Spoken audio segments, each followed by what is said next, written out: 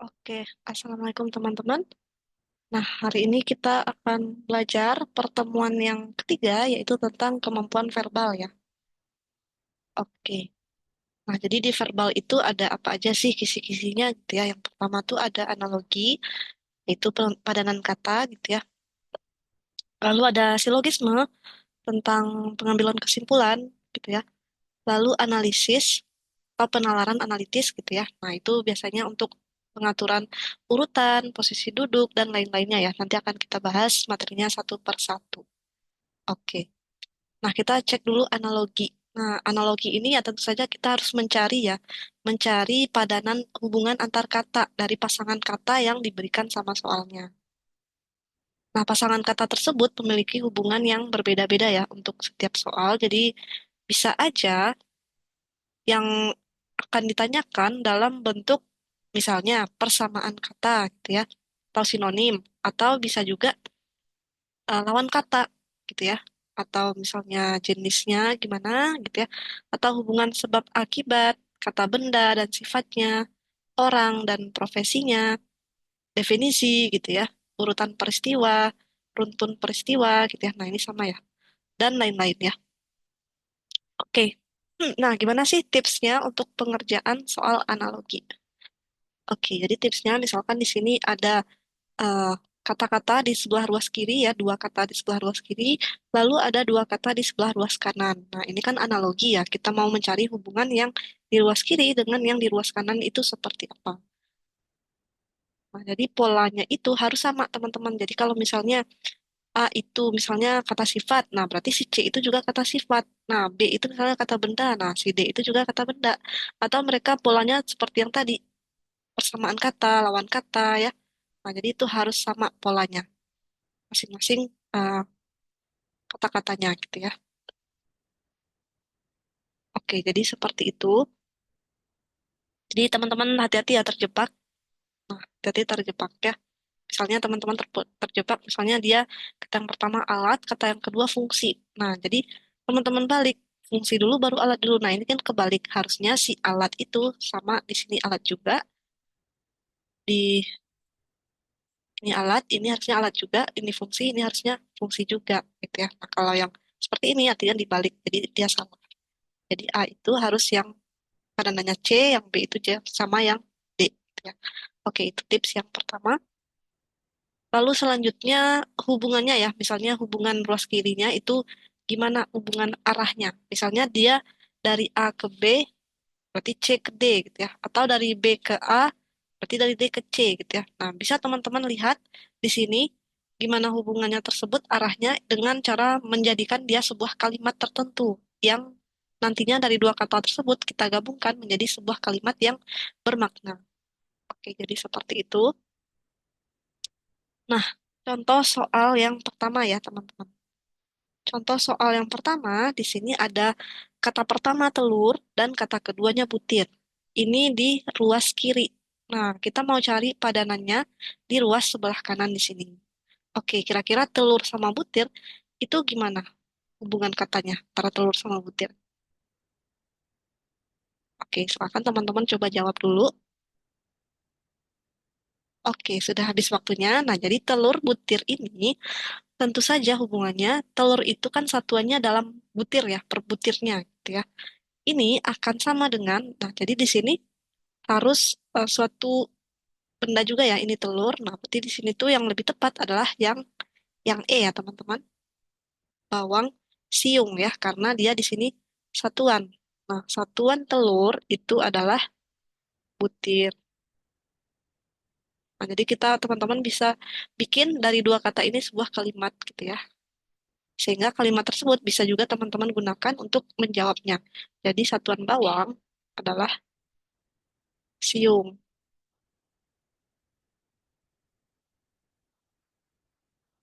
Oke, jadi seperti itu ya teman-teman untuk nomor satu. Kita lanjut ke nomor yang kedua. Berpikir arif. Nah, jadi berpikir arif. Nah, jadi kalau kita berpikir arif, berarti di sini kan berpikir itu kata kerja ya, berpikir. Nah, jadi teman-teman cek dari A, B, C, D, E, kira-kira yang kata kerja itu yang mana? Nah, tentu saja belajar ya. Kalau kamera, bodoh, litografi, cetak, itu kan bukan kata kerja. Nah, jadi ini adalah kata kerja. Nah, berarti di sini jawabannya adalah yang C ya, karena belajar itu juga kata kerja dan arif ini adalah kata sifat, gitu kan? Nah, yang ini juga kata sifat. Oke, jadi seperti itu ya teman-teman. Jadi padanan katanya adalah kata kerja dan kata sifat, gitu ya.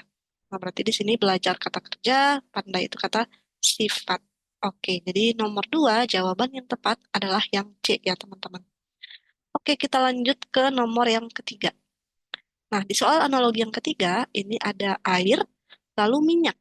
Nah, boleh teman-teman cobain dulu kira-kira air sama minyak gimana hubungannya? Oke, udah dijawab. Nah, jadi nomor tiga ini tentu saja air sama minyak itu adalah lawan kata ya teman-teman.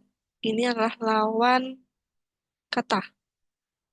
Jadi kan air itu nggak mungkin bersatu ya sama minyak. Sebagaimana kira-kira yang lawan kata di antara option A, B, C, D, E di sini yang mana? Nah, yang C ya. Anjing dengan kucing itu nggak bisa bersama gitu ya. Nah, jadi air itu nggak bisa bersama dengan minyak. Bersatu tuh nggak bisa. Kita seperti sebagaimana kalau anjing kita satukan sama kucing itu dia tidak akan bisa pernah bersatu. Misalnya seperti itu. Oke, jadi seperti itu. Nah, ini air sama minyak itu kata benda ya. Jadi kita cari juga yang kata benda di sini. Nah, anjing, kucing. Kalau pintar bodoh itu memang lawan kata tapi bukan kata benda. Nah, jadi jawaban yang lebih tepat adalah yang C. Oke, jadi seperti itu ya teman-teman untuk nomor tiganya. Oke, kita lanjut berikutnya.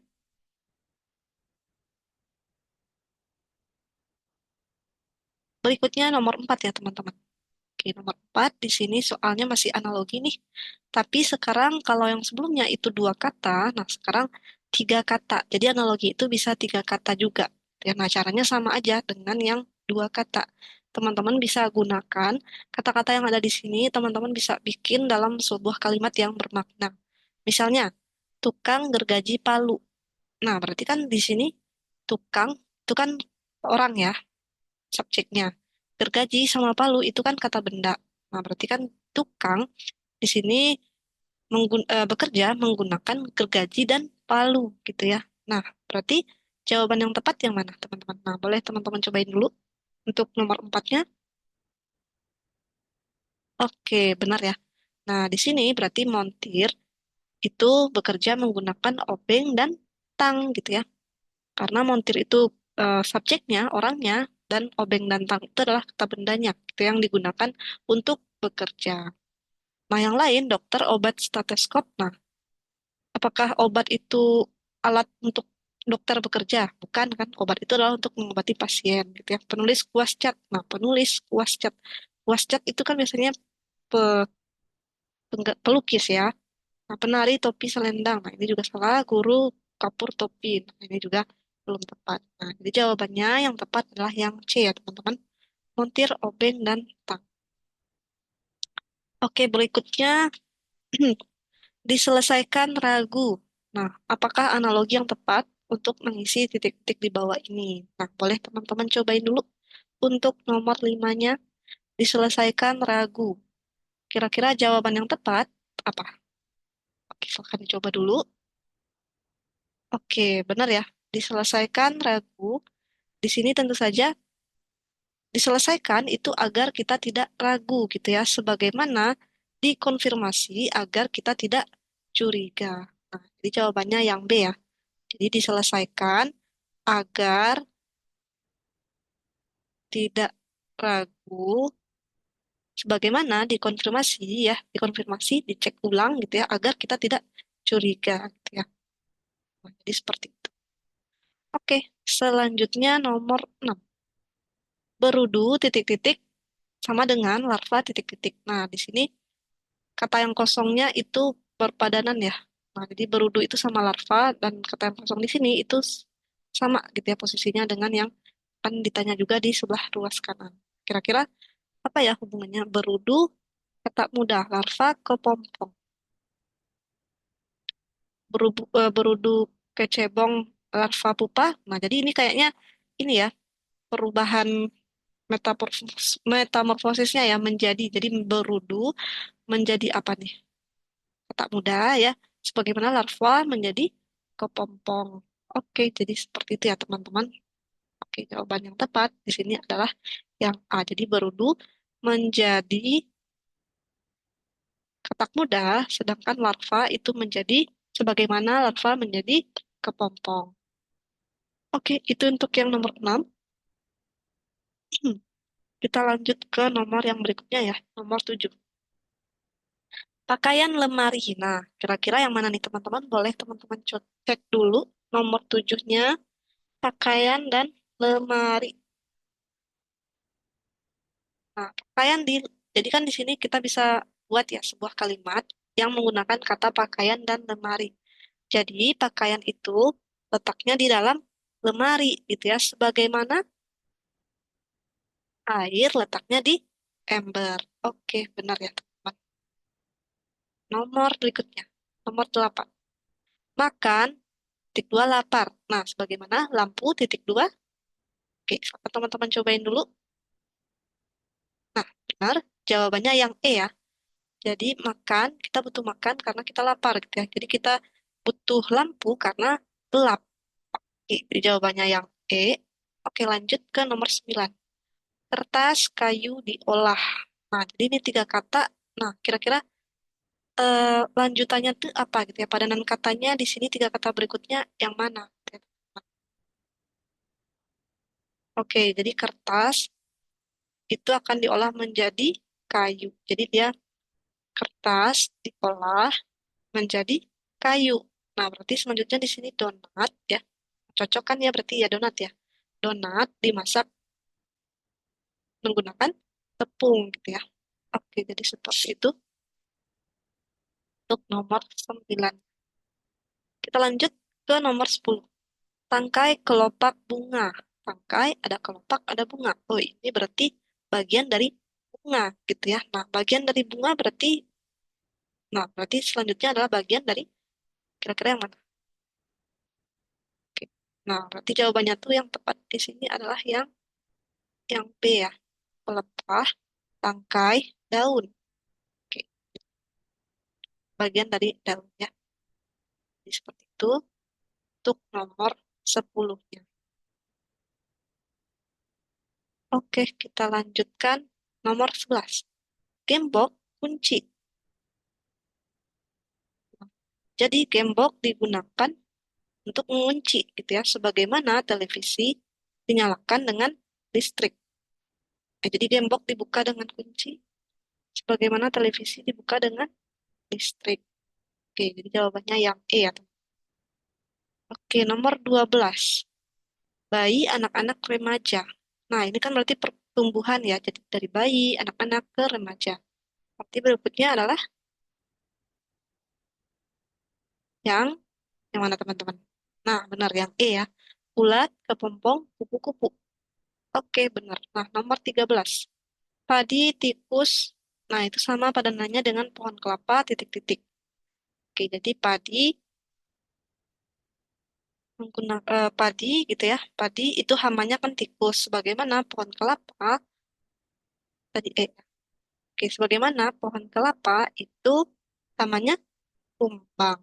Oke, benar ya teman-teman nomor 13E. Nomor 14, bait puisi. Nah, bait puisi nih. Jadi ada bait, ada puisi. Bait itu terdapat dalam puisi gitu ya, sebagaimana loteng terdapat dalam bangunan. Jadi yang benarnya di sini yang B ya. Bait terdapat dalam puisi. Jadi kan puisi itu kan kumpulan dari bait-bait gitu ya. Nah, bait itu terdapat dalam puisi. Loteng, sebagaimana loteng itu terdapat dalam bangunan. Oke, jadi seperti itu ya teman-teman. Jawabannya yang B. Oke, kita lanjutkan ke nomor terakhir soal analoginya. Rekan, titik dua, rival. Nah, rekan, rival. Nah, itu kan dua hal yang berlawanan ya. Berlawanan. Ada rekan, teman gitu ya. Rival, ya tentu saja musuh gitu kan. Nah, berarti kita cari juga dua kata di sini yang merupakan perlawanannya, lawan katanya gitu ya. Nah, berarti yang mana? Oke, yang lawan kata di sini tentu saja yang Yang mana teman-teman? Nah, yang A ya, pendukung, penghambat. Jadi ini dua hal yang berbeda. Dukungan seraka itu bukan hal yang berbeda. Dokter pasien itu saling membutuhkan, adat istiadat bukan, tradisional kontemporer juga bukan.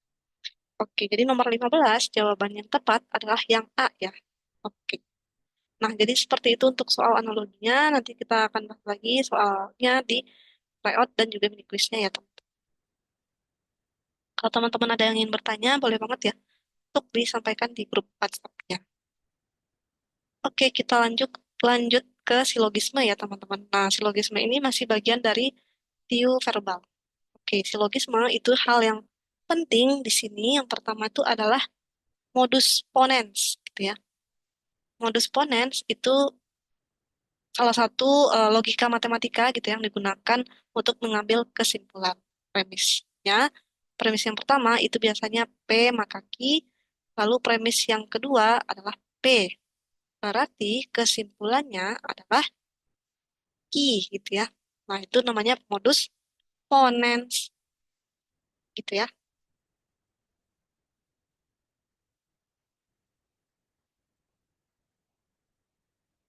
Oke, jadi contohnya di sini kita lihat contohnya ya. Jadi P itu jika hari hujan. Nah, ini P, maka jalanan basah. Ini Q. Hari ini hujan. Berarti kan sama kayak P tadi ya. Jadi ini P juga. Maka kesimpulannya Q kan. Nah, kita tadi apa? Jalanan basah. Maka jalanan basah.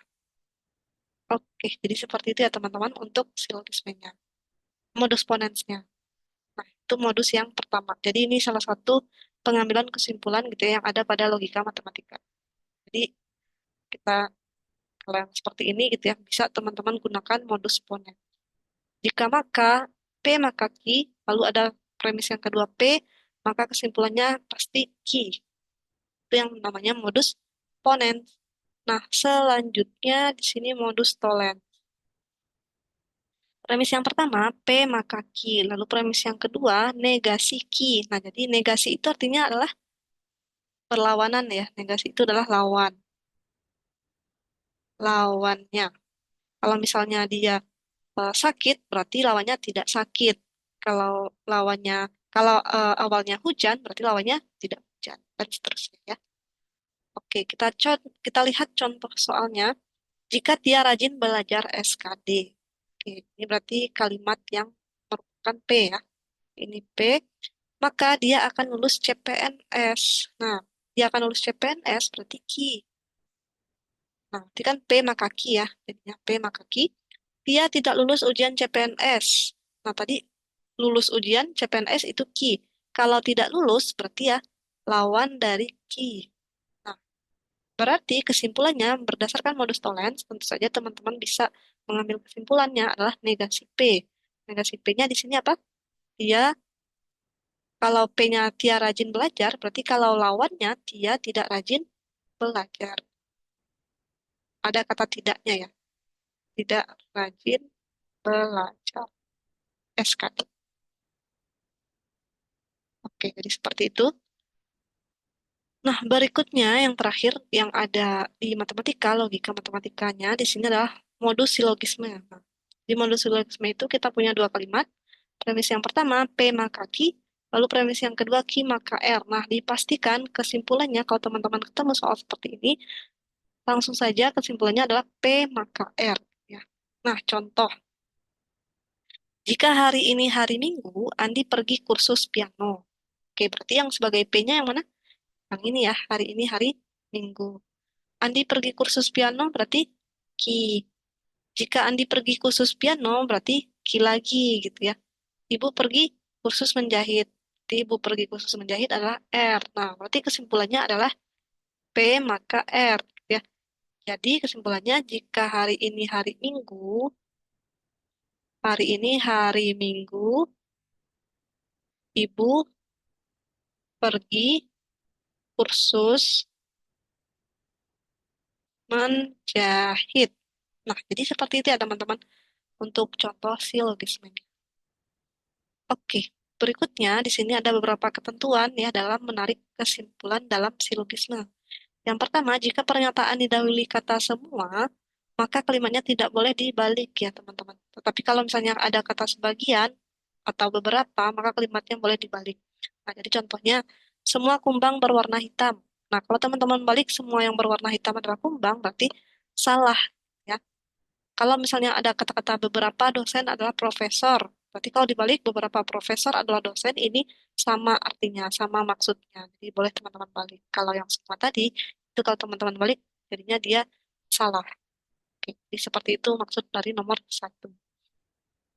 Oke, nomor dua, penarikan kesimpulan berdasarkan pernyataan pada soal tidak perlu kita menilai pernyataan tersebut benar atau salah dalam kenyataan sehari-hari.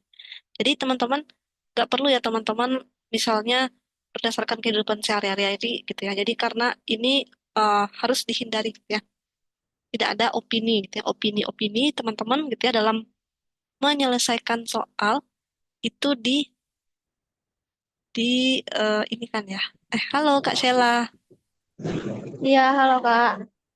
Oke, kita lanjut ya Kak. Baik Kak. Nah, ini dah direkod ya.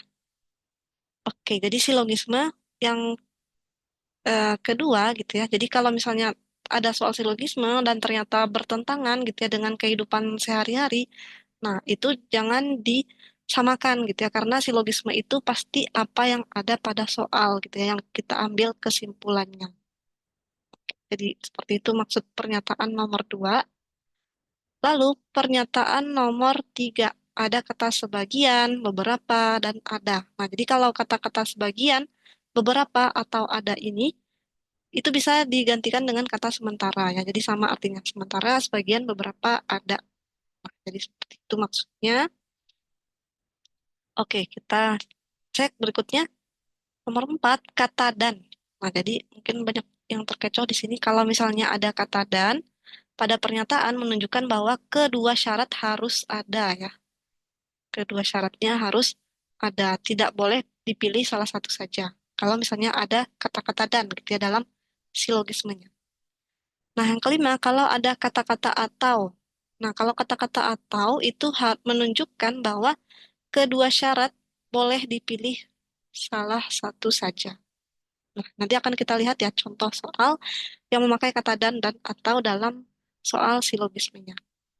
Oke, itu dia materi silogismenya. Kita lanjut soal yang pertama ya. Nah, jadi di sini soal yang pertama, semua penonton wayang orang membeli karcis. Wayang orang dimainkan pada hari Sabtu dan Minggu. Pada hari Sabtu, Bima menonton wayang orang. Nah, berarti kesimpulannya gimana? Oke, boleh teman-teman cobain dulu. Kira-kira jawaban yang tepat adalah yang mana nih? Gitu ya. Oke. Nah, di sini kan kita lihat ya, pada hari Sabtu, Bima tuh menonton wayang orang gitu ya. Nah, kan dia wayang orangnya dimainkan pada hari Sabtu dan ya, Minggu. Nah, berarti kesimpulannya adalah Bima bukan pemain wayang orang. Nah, ini bukan kesimpulan yang tepat ya. Dari soalnya, Bima menonton wayang orang tanpa membeli karcis. Nah, ini salah karena dia harus membeli karcis dulu ya, baru bisa nonton. Kalau yang C, pada hari Sabtu, Bima membeli karcis untuk menonton pada hari Minggu. Salah juga. Karena dia nontonnya tadi katanya hari Sabtu. Bima membeli karcis untuk menonton wayang orang pada hari Sabtu. Ya, benar ya. Tentu saja dia harus membeli karcisnya untuk menonton wayang orang pada hari Sabtu. Bima menonton wayang orang pada hari Minggu. Nah, ini bukan kesimpulan yang tepat ya. Nah, jadi yang lebih tepat di sini adalah yang D. Jadi Bima membeli karcis untuk menonton wayang orang pada hari Sabtu. Oke, jadi seperti itu. Jadi wayang orangnya dimainkan pada hari Sabtu dan Minggu. Jadi dua kali, 2 hari gitu ya mainnya wayang orang. Tapi kan di sini karcisnya si Bima tuh beli hari Sabtu gitu ya. Si Bima tuh nontonnya hari Sabtu. Berarti kan kesimpulannya Bima itu membeli karcis untuk menonton wayang orang pada hari Sabtu. Oke, itu yang nomor satu. Jadi jawaban yang tepat di sini adalah yang D, gitu ya. Oke. Lanjut ke nomor yang kedua. Sebagian sekolah libur pada hari Senin. Sebagian sekolah libur pada hari Sabtu. Nah, jadi di sini sebagian-sebagian ya, teman-teman ya. Sebagian-sebagian. Nah, berarti kesimpulannya tentu saja sebagian juga gitu ya. Nah, di sini kita cek yang sebagian atau beberapa itu kan sama. Jadi jawabannya di sini yang B, beberapa sekolah libur pada hari Senin atau Sabtu gitu. Jadi ada sebagian sekolah libur pada hari Senin itu kan artinya ada beberapa sekolah yang libur pada hari Senin, ada juga yang beberapa libur pada hari Sabtu. Berarti di sini kita bisa ambil kesimpulan beberapa sekolah libur pada hari Senin atau Sabtunya gitu ya. Nah, jadi jawabannya nomor 2 adalah yang B. Oke, nah selanjutnya di sini kita lihat nomor 3. Nah, nomor 3, semua seniman kreatif. Nah, jadi semua seniman itu kreatif, sebagian ilmuwan adalah seniman. Jadi, sebagian ilmuwan adalah seniman. Nah, berarti kalau ada kata semua dan sebagian, kira-kira jawabannya yang mana, teman-teman? Nah, silahkan dicobain dulu. Oke, nah benar ya. Jawabannya di sini tentu saja ada kata sebagiannya. Nah, berarti sebagian ilmuwan adalah seniman, berarti sebagian ilmuwan itu kreatif. Oke, jadi jawabannya yang A ya, untuk nomor 3. Nah, kita lanjut ke nomor yang keempat. Jika terbukti melakukan pelanggaran yang masif dan sistematif, maka kemenangan pasangan satu dapat dibatalkan oleh Mahkamah Konstitusi. Mahkamah Konstitusi memutuskan bahwa tidak terjadi pelanggaran yang masif dan sistematif. Jadi tidak terjadi ya pelanggarannya. Nah, kalau misalnya dia tidak terjadi pelanggarannya, tentu saja di sini jawaban yang tepat kira-kira yang mana, teman-teman? Boleh dicobain dulu untuk nomor empatnya. Iya, benar ya. Nomor 4 jawabannya adalah yang C ya. Pasangan satu disahkan menjadi pemenang pilkada. Karena di sini dia tidak terjadi pelanggaran. Nah, kalau dia tidak terjadi pelanggaran, berarti kan dia pasangan satu tuh tetap lanjut gitu ya ke tahap yang berikutnya. Jadi dia menjadi pemenang pilkada. Oke, itu untuk yang nomor 4. Nah, kita lanjut ke nomor 5 ya. Semua hewan adalah makhluk hidup. Semua makhluk hidup akan mati. Ikan adalah hewan yang dapat berenang. Kesimpulan yang tepat adalah, jadi semua hewan itu makhluk hidup. Semua makhluk hidup akan mati. Nah, berarti berikutnya ya, ikan itu hewan. Nah, berarti hewan yang dapat berenang gitu ya. Nah, ini yang dapat berenang itu informasi tambahan aja. Kesimpulannya tentu saja di sini ikan bukan makhluk hidup. Nah, pasti udah salah ya, karena tadi kan ikan hewan. Ikan akan mati, ya benar. Semua hewan mati dapat berenang, ya salah. Ikan tidak akan mati, tidak mungkin. Berapa yang hidup adalah ikan. Ya, sambungannya ya, ikan. Ini juga belum tepat. Nah, yang paling tepat di sini adalah yang B ya, ikan akan mati. Oke, itu dia yang nomor 5. Kita lanjut ke yang nomor 6 ya, teman-teman. Nomor 6, semua tanaman memiliki buah. Ada tanaman berbunga merah. Kesimpulan yang tepat adalah, oke, boleh teman-teman cobain dulu. Nah, jadi di sini ada itu artinya beberapa ya, sama kayak sementara, sebagian gitu ya, dan sebagainya. Kesimpulannya tentu saja di sini juga dimulai dengan kata-kata ada. Jadi antara D sama E. Jadi ada tanaman yang tidak memiliki buah berbunga merah. Nah, jadi semua tanaman tadi memiliki buah. Nah, berarti kalau yang D itu salah ya, kontradiksi dengan pernyataan yang pertama. Pernyataan pertama, semua tanaman memiliki buah. Kalau ini ada tanaman yang tidak memiliki buah, berarti kan salah. Nah, jadi jawabannya sudah pasti E ya. Ada tanaman yang memiliki buah, berbunga bukan merah. Oke, itu dia untuk yang nomor 6. Nah, selanjutnya nomor 7. Nomor 7, soal silogisme. Semua wanita senang perhiasan dan kosmetik. Nah, jadi semua wanita senang nih perhiasan sama kosmetik. Jadi ada seseorang A gitu ya, dia tuh tidak senang kosmetik, tetapi senang perhiasan. Nah, berarti gimana nih kesimpulannya tentang si A ini? Apakah A. Wanita yang tidak senang kosmetik, B. Wanita yang senang perhiasan, C. Wanita yang tidak senang kosmetik meskipun senang perhiasan, atau D. Bukan wanita walaupun senang perhiasan, atau E. Bukan wanita, ia senang kosmetik. Nah, jadi caranya tadi apa? Semua wanita senang perhiasan dan kosmetik. Nah, tadi kan kalau dan itu harus sepaket ya. Perhiasan dan kosmetik baru dia disebut dengan wanita. Kalau A itu tidak senang kosmetik, tetapi senang perhiasan. Nah, dia salah satunya aja. Berarti dia bukan wanita walaupun senang perhiasan. Nah, jadi jawaban yang tepat adalah yang D. Oke, selanjutnya nomor 8. Semua limbah adalah cair dan berwarna. Materi B berwarna, tetapi tidak cair. Nah, tadi limbah itu dikatakan limbah saat dia cair dan berwarna. Berarti kalau ada material yang lain, dia itu tidak memenuhi untuk cair dan berwarna, tentu saja materi B itu bukan limbah. Jadi jawabannya adalah yang E ya. Materi B adalah bukan limbah, baik limbah berwarna maupun limbah cair.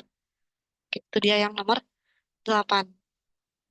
Lanjut ke nomor 9. Pantai yang indah menarik banyak pengunjung. Kota A memiliki pantai yang indah, kota B tidak. Nah, gimana kesimpulan yang tepat tentang kedua kota tersebut?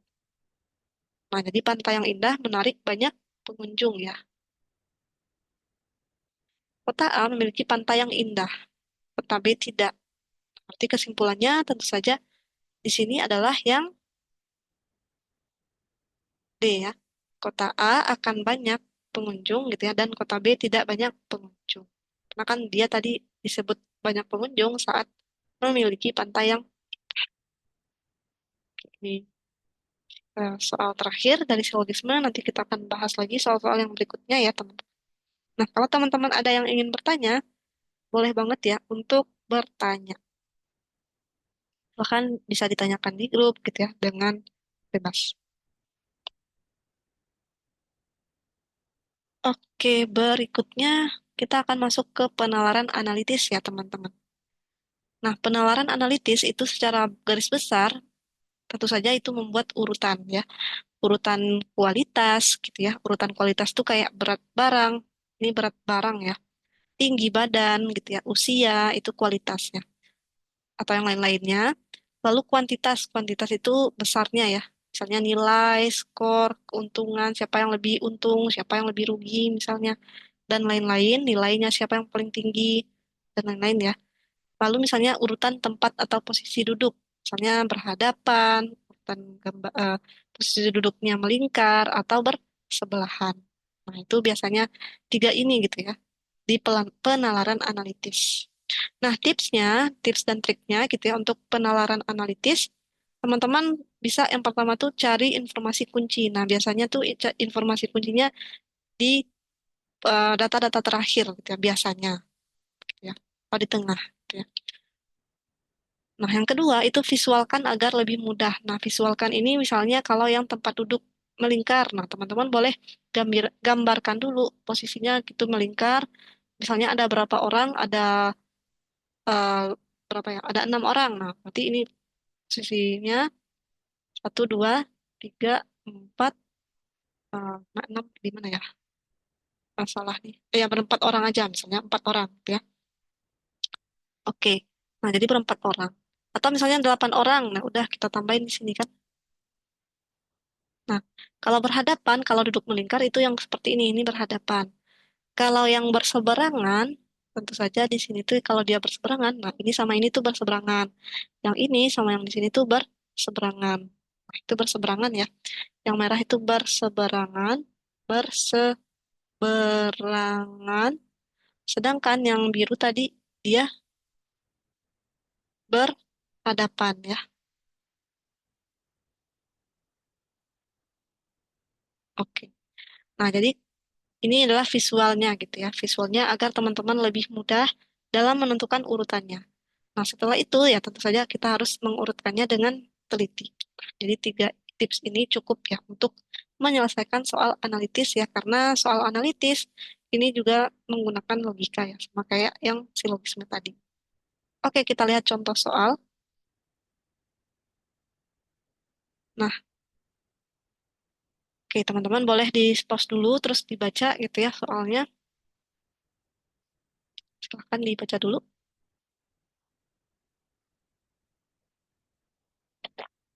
Oke, kita bahas. Jadi ada 5 orang pedagang bakso ya, menghitung hasil penjualan dalam 1 hari. Pedagang 3 itu lebih banyak menjual daripada pedagang 4. Nah, jadi pedagang 3 itu lebih banyak ya menjual daripada pedagang 4. Nah, pedagang 3 di atas, pedagang 4 di bawah. Jadi kita mau urutkan dia berdasarkan yang paling banyak penjualannya ya, paling banyak penjualan. Nah, pedagang 3 itu lebih banyak menjual daripada pedagang 4, tapi tidak melebihi pedagang 1. Nah, berarti pedagang 1 yang di atas ya. 1, 3, 4 gitu ya. Pedagang 3 lebih banyak menjual daripada pedagang 4. Pedagang 3 lebih banyak daripada penjual 4. Nah, benar. Oh ya, udah tadi ya. Penjualan pedagang 2 sama dengan pedagang 4. Nah, sama nih pedagang 2 sama pedagang 4. Dan tidak melebihi pedagang 3. Nah, berarti benar ya 3 di atas 2. Pedagang mana yang hasil penjualannya terbanyak? Nah, tentu saja dari urutan ini yang paling banyak itu adalah pedagang yang pertama. Oke, jadi jawabannya yang A ya. Oke, jadi seperti itu untuk nomor 1. Kita lanjut ke nomor 2. Oke, jadi nomor 2 kita baca dulu, silahkan di pause gitu ya. Oke, nomor 2 kita bahas, seorang calon legislatif melakukan kampanye pada 5 kecamatan, yaitu J, K, L, M, dan N dengan ketentuan sebagai berikut. Nah, yang kita baca dulu ya, pertanyaannya biar cepat gitu ya. Kecamatan yang pertama harus dikunjungi. Nah, jadi kita mau cek yang pertama ya, yang harus dikunjungi. Nah, kita lihat di sini. Nah, kan kata kuncinya itu adalah di kalimat yang ketiga ini. Kecamatan kedua yang harus dikunjungi adalah K. Nah, dia kan 5 kecamatan. 1, 2, 3, 4, 5. Nah, ini kita visualkan gitu ya. Kita taruh K di nomor 2. Ini kan nomor 1, ini nomor 2, ini nomor 3, ini nomor 4, ini nomor 5. Ya. Nah, K itu posisinya nomor 2. Nah, jadi posisi kunci itu biasanya dia di akhir-akhir ya. Ini K nomor 2. Nah, udah pasti nih si K itu nomor 2. Yang ditanya tuh nomor 1 gitu kan. Nah, selanjutnya, ia, kita baca lagi dari nomor 1 ya. Ia dapat berkunjung ke Kecamatan M jika telah ke L dan N. Nah, berarti kalau M itu harus udah ke 2 tempat dulu, L sama N. Nah, jadi L sama N itu berarti ya nggak mungkin di nomor 1 dan nomor 3 ya. Nah, kan seperti itu. Jadi dia nggak mungkin di situ karena yang nomor 2 nanti bertentangan sama nomor 2. Ia tidak bisa mengunjungi Kecamatan N sebelum mengunjungi Kecamatan J. Nah, jadi kan harusnya J dulu, baru N, baru setelah N, L gitu ya, baru M gitu ya. Nah, berarti kan dari sini kita bisa tahu ya, kalau J itu yang pertama, habis itu N sama L, baru yang terakhir M gitu ya. Nah, L sama N ini kan apa?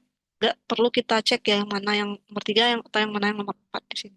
Nah, di sini yang ditanya itu adalah yang pertama. Berarti yang pertama tentu saja yang A ya. Oke, jadi seperti itu untuk informasi soal nomor 2. Nah, itu ya teman-teman.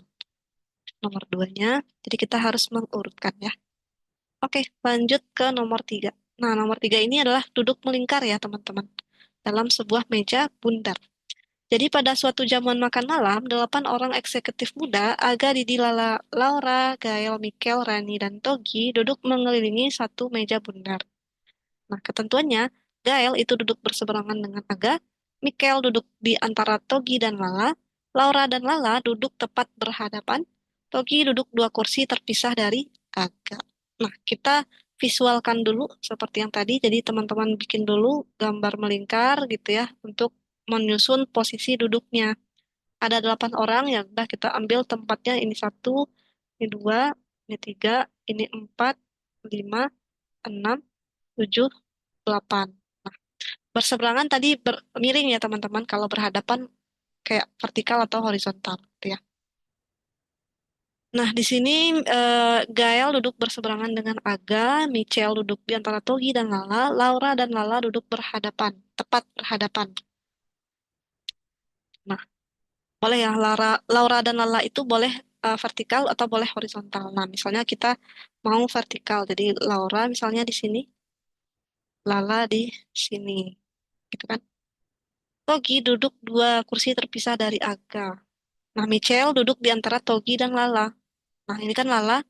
Michelle itu duduk di antara Togi dan Lala. Nah, kalau misalnya Michelle di sini, tentu Togi di sini kan. Nah, tetapi Togi itu duduk dua kursi terpisah dari Aga. Itu dua. Nah, berarti di sini Aga. Tapi kan Aga itu tadi berseberangan dengan Gael. Jadi kalau di sini Aga, harusnya Gael yang di sini, bukan Michelle. Berarti Michelle itu bukan di sebelah kiri dari sebelah kanan dari si Lala. Tapi Michelle itu harusnya di sebelah kanannya ya. Nah, jadi Miguel di sini, Michelle, baru Togi di sini. Baru dua kursi setelah Togi itu Togi duduk dua kursi terpisah dari Aga. Nah, jadi selanjutnya tuh Gael duduk berseberangan dengan Aga ya. Satu, dua. Oh, satu duanya bukan ke sini ya, tapi bisa ke samping sini. Satu, dua. Nah, di sini Aga. Karena kan kalau di sini Aga, jadi salah lagi ya, Michelle. Iya. Oh, berarti tadi benar ya. Ya dah. Aga, nah berarti di seberangnya Gael ya. Jadi seperti itu. Jadi Gael berseberangan dengan Aga, Laura berhadapan dengan Lala. Ya. Oke, selanjutnya kan dua posisi lagi ya yang kosong. Antara Didi dan Rani ya. Oke, jadi kita biarkan dulu seperti ini. Kita lihat dulu soalnya ya. Ini soalnya, beberapa kemungkinan di bawah ini yang tidak benar adalah Laura duduk di antara Rani dan Gael. Bisa aja kan Rani di sini, boleh. Berarti kan itu bisa jadi benar ya. Ini bisa jadi benar. Dia yang tidak benar. Lala dan Didi dipisahkan oleh Aga. Lala dan Didi, nah berarti Didi di sini ya. Dipisahkan oleh Aga. Benar juga ya. Michelle duduk di antara Togi dan Lala. Michelle duduk di antara Togi dan Lala. Benar ya? Benar. Laura dipisahkan dua kursi dengan Aga. Aga di mana? Satu, dua. Nah, ini Aga. Dua kursi ya. Benar juga.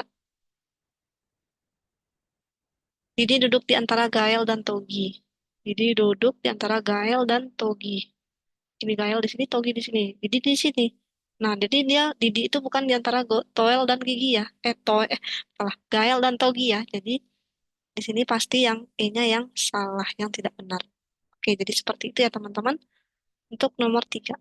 Nah, nomor empat itu masih sama pertanyaannya.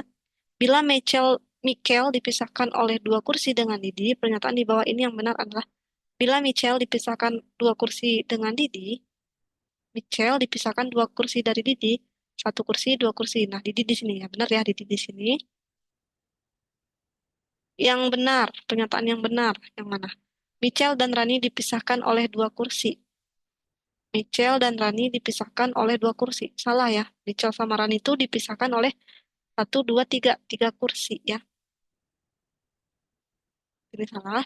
Michel dan Aga duduk berseberangan.